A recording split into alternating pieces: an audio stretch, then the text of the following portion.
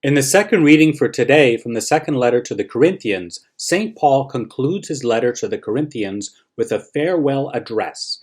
In his farewell address, St. Paul calls Christians holy ones, which also may be translated as saints.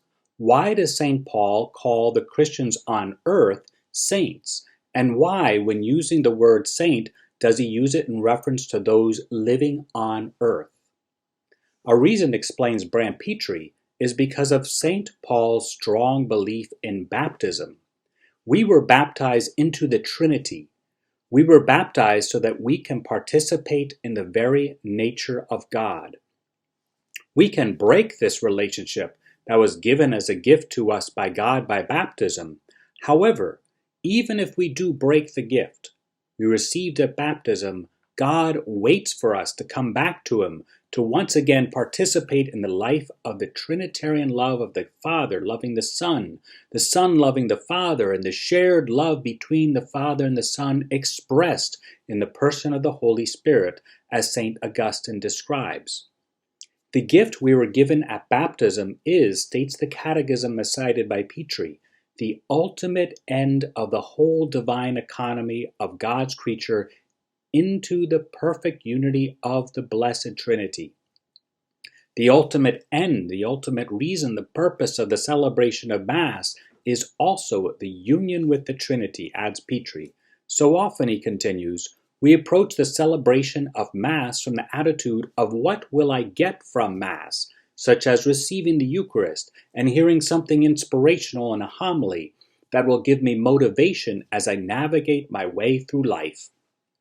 It is true that we do go to Mass to get something, and above all, someone, Jesus Christ, hidden in the Eucharist.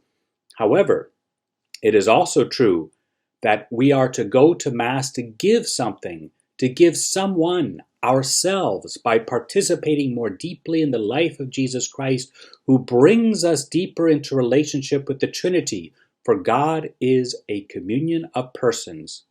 In addition, Jesus wants to bring us more deeply into relationship with one another as members of His mystical body, as a holy family of brothers and sisters who seek ways to support one another, to uplift one another, to love one another in appropriate, truthful ways according to the truth of Jesus Christ. Today we celebrate the Most Holy Trinity. May we allow Jesus to lead us more deeply into the ways of His divine love that is perfectly relational, where boundaries are properly respected, where there's no domination of one over another, where there's no isolation from one from another, but rather where there is harmonious collaboration of each one with the other, respecting each one's role and unique personhood. Today, may we realize, as phrased by Father Menard, that our thirst for love, our hunger for love, even motivates us to commit crimes, to go to war, to conquer and subdue. And why do we seek to satisfy our thirst for love in these ways? Because we are looking for true love, but in the wrong places and in the wrong ways.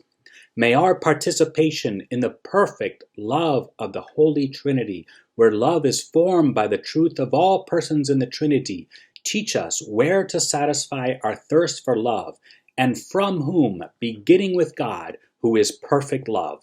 God bless.